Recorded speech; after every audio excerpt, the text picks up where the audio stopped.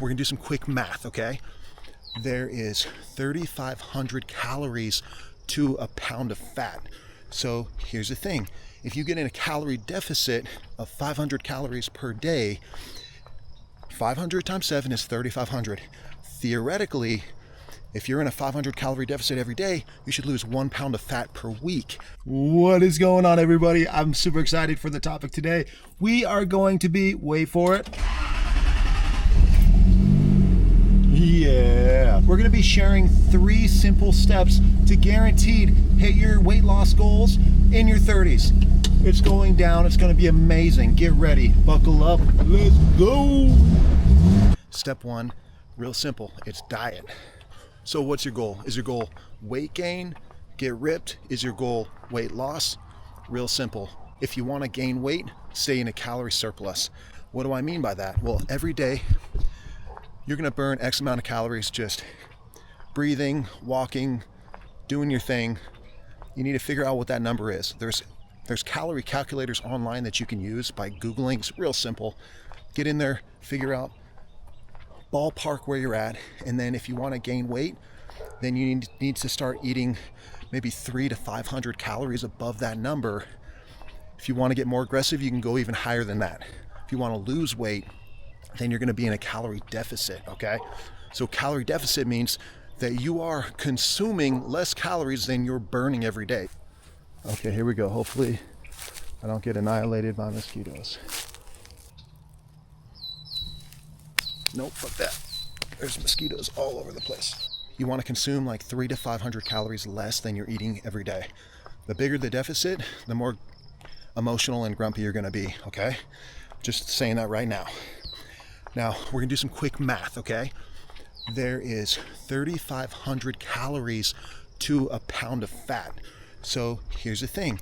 If you get in a calorie deficit of 500 calories per day, 500 times 7 is 3,500. Theoretically, if you're in a 500 calorie deficit every day, you should lose 1 pound of fat per week, which is very healthy. My clients are typically averaging 1 to 1.5 pounds, sometimes upwards of 2, maybe even 2.5 pounds of fat loss per week. Again, if you have a lot of extra fat to lose, it comes off quicker in the beginning, and it tends to, the less you get, the harder it is, and the longer it takes. You know, on average, you want to eat at least like 3/4 gram to 1 gram of protein per pound of body weight. If you don't have much muscle on you, maybe a half a gram, but overall, that's where you want to be. When it comes to your diet, you want to take baby steps in the right direction. What do I mean by that? Well, it's not going to be, hey, we're going to start this insane-o diet that's 30 days long, and then you're just going to absolutely blow it at the end and then gain all the weight right back. We're not doing that. I think we've all been there, done that, right? And look, extreme diets have their place for once in a while. Sometimes people just need like a really serious physical reset, and there could be something to that. The definition of insanity is doing the same thing over and over, expecting different results. So if what you've done in the past hasn't got you to where you want to be, it's time to try something new, like this approach here. So again, step 1 is diet. Regardless of your goals, if it's weight gain or weight loss, we need to start displacing unhealthy foods with healthier foods. So if you're drinking 5 sodas a day, swap some of those out with some LaCroix, some sparkling seltzer waters, or maybe some of those like little poppy drinks, or the Ollies, or whatever they're called, the Ollie Pops. They're like little healthy probiotic sodas, and some of them don't have caffeine. That would be a great step in the right direction. That's displacing. Another option would be, hey, you're getting fast food, start getting healthier fast food. Like, you know, nothing's really perfect, right? Like Chipotle is one place I like to take my family, but they still cook with refined oils. I think it's important to understand the compound effect, and what that is everything you do on a daily basis compounds every day. It's growth that doesn't go like this. It's growth that has a bell curve that takes off like that. Your habits compound like compound interest, where you take a penny every day and you double it for a month and it turns into $10 million. It's kind of like that. The small changes over time will go way farther than you guys can even imagine. Don't fall victim to the all or nothing mentality. Start making changes and building upon your habits with consistency, okay? Okay, so that was step 1 is diet. Step 2, stimulus. Okay, this is kind of 2 parts. So stimulus, it just means you have to put a stress on your body. The first one I want everybody to focus on, regardless of who you are, is your steps. Look, I wear one of these Apple Watches. You can use Fitbit, you can use a Whoop, you can use an Oura Ring. It doesn't really matter. There's all kinds of fitness trackers that you can go buy. I've seen clients of mine buy Fitbits for $35 used on Facebook Marketplace. You have options, okay?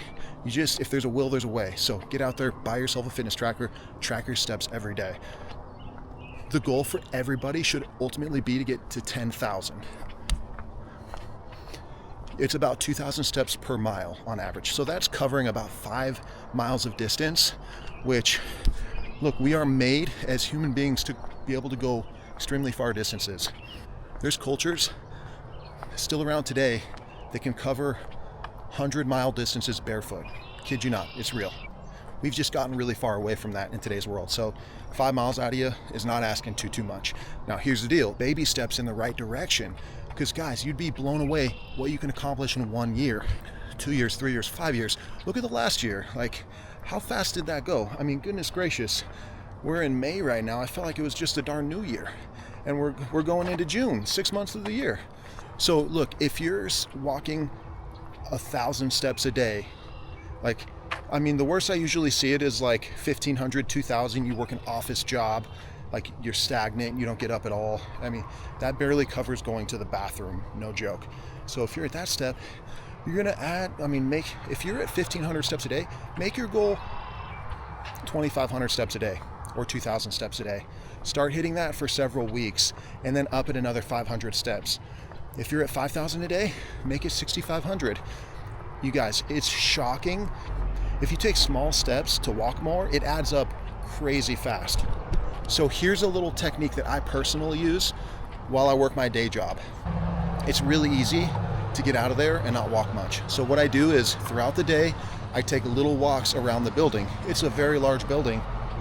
You can use a technique called habit chaining, which is take a habit you already have well ingrained and then tag on another habit to do every time, either before or after that one. So really obvious one is when you go to the bathroom, take a walk around the building every single time. Before you know it, you'll start racking up the steps. Great way to track this stuff is using an app called Strides. Whoa, check this out. This is pretty cool. I don't know why I'm so interested in paddleboarding through this right now. Like, this canal actually goes pretty far that way, but I can only imagine how gross that water is. Okay, so here's part 2 of stimulus. It's gonna be resistance training. If you really wanna take it to the next level, don't get me wrong, steps take you far. However, resistance training, what I mean by that is putting stress on your muscles, like pushing some weight around. If you can make it to the gym, dumbbells, barbells, cables, free weights, body weight, aerobics, swimming. There's so many ways to resistance train. You just have to put stress on the muscle and do the repetitive actions. Counting sets, counting reps. There's a lot more advanced techniques that come with this stuff, but we're just looking at the basics here. Wow, look at those goats. Can you see all those goats? Now, if you don't want to get to the gym, I totally get it. And if you're not a fan of doing like traditional exercise movements with body weight, with bands, you can get out there and do it golfing, but like walking your pack, because now you have a weighted hike and you're covering tons of ground. So you're knocking out steps and resistance on your legs, which is going to burn a ton of calories. You could do it swimming. If you have a pool that you can go to, swimming, and it's phenomenal mobility. It gives you the torsional movement through your spine and helps lubricate all your vertebrae. Really important. Dancing is awesome. Literally just, gosh, if you're in a city, like go to a club and just dance for hours. You'll sweat. You'll get your heart rate up. Running is great. If you can do interval type of running or even jogging where you're hitting hills, here in the Treasure Valley in Idaho, we don't have tons of hills, but if you can find somewhere where you can, really challenge yourself, lean forward and go up, trails, that sort of thing is amazing. Oh yeah, let's record an outdoor walk. I mean, there's tons of stuff you can do, but you need something beyond just traditional steps where you can put resistance on your muscles. Okay, so let's move on to the next one. The third is going to be recovery. Here's the deal. A majority of recovery is just sleep.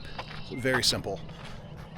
I've been doing this a long time, and I sucked at the recovery step really bad up until a handful of years ago, when I realized that I had sleep habits of a toddler. Look, I'm all about the Pareto principle, which is find the 20% of activity that gives you 80% of results. If you could do this one thing, you'll get massive, massive impact in results in your day-to-day life starting tomorrow. It will change everything for you like it did for me. And I'm gonna tell you what it is. It's tracking your sleep debt. Here's another app, it's called Rise. I'll probably affiliate with these guys soon because I have got a ton of my clients on this program and I've been using them for years. You do need to wear your activity tracker to bed and track your sleep. So, is there pros and cons to that? Absolutely. I wear this hunkin' huge Apple Watch. It's gigantic. I wear it like all day. I put mine in airplane mode when I go to bed. I track my sleep throughout the night. It automatically syncs that data to my phone and into this app called Rise. Rise tracks your sleep debt. I had an app I paid for that tracked like 100 metrics of your sleep. It was so overcomplicated, I didn't end up using the app at all. I didn't know how to utilize the data. Finally discovered how to track sleep debt, and it changed everything for me. It's one metric, it's the Pareto principle, it's the 20%. It gives you all the results that you need. I don't know why, if I see a no trespassing sign, it makes me extra want to go in there. Basically, all you have to worry about is one number, and that's your sleep debt. All you gotta do is get your sleep debt under 5 hours or so every night. Ideally, when you get really good at it, get it under 2 hours. Some of you, a small select few of you, will probably do this right off the bat. Sleep may not be an issue for you. You may have good sleep habits. If you're struggling and you're hitting your deficit, you're hitting your weight training sessions, you're hitting your steps, and you're still not moving, it's probably because your sleep sucks. To be totally honest with you. I've seen it time and time again with my clients. You start tracking your sleep debt, game changer. So what is sleep debt? Sleep debt is your accumulated last 2 weeks of being overslept or underslept. So here's an example. If you need 8 hours of sleep per night, but you're averaging 7 per night, then that means over the course of 2 weeks, you will have 1 hour deficit every night, which puts you at 14 hours of sleep debt. Does that make sense? Now, if you get 8 hours of sleep a night and you need 8, then you are at a 0 sleep debt. If you get 9, you don't get extra credit. It just stays at 0, unfortunately. Can't really bank it and use it later. Now, a lot of people think that you can't make up bad sleep by just getting more the next day, and I kind of throw that out the window, to be honest with you. What I like about Rise, the whole app, is based on actual sleep science and the most up-to-date studies. So yeah, real simple. All you gotta do is track your sleep debt. It'll take a little bit of time, probably a couple months, to figure out exactly what your sleep need is every night. Some people legitimately can be 6 hours, 7 hours. Me personally, I am about 8 hours 15 minutes to 8 hours 30 minutes. So I think mine is set currently for 8:15. All I do is monitor that number on a daily basis. If my sleep debt goes up, I can almost predict where my sleep number's at based on how I feel during the day. If I don't actually know, I kind of have an idea.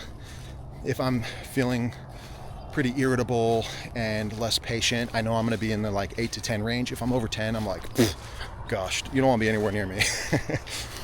I'm a mess. So once I get down to 5 hours, I'm doing a lot better. When I'm down to 2 and under, I'm on fire. You know what I mean? Like, I'll notice it too in my workouts. I have like 20% more power and strength when I'm lower sleep debt, like 2 and under, than I do when I'm high on sleep debt. So I give my clients a pass all the time. If their sleep debt is wrecked, I will literally give them a pass to skip a workout to go to bed early that night. That's how serious it is. Nothing else works until you nail down the sleep portion of it. And then above and beyond that, there's always the 80% stuff that you can focus on for energy regeneration, but focus on the 20, you'll be totally good. All you gotta do is hit these steps 6 out of 7 days a week, 80% of the time. If you can do these 3 things 80% of the time, then you're golden. You'll consistently lose weight, you'll consistently gain weight, depending on what your goal is, okay? That's how I do it. That's honestly how I do it in my 30s, and this will work more than just, it'll work in your 20s, your 30s, your 40s, all the way up till you're 100 plus. So no limitations. Okay, so I'm gonna give you a bonus here. This is the glue that keeps it all together, because yes, I gave you 3 simple steps, but they're not always easy. It's real common to stick with things for a few months, lose motivation, and then fall off. How do you actually get through those hard times where most people are likely to fall off? It's really simple, you guys. You ready? It's accountability. Accountability has absolutely revolutionized and changed my life.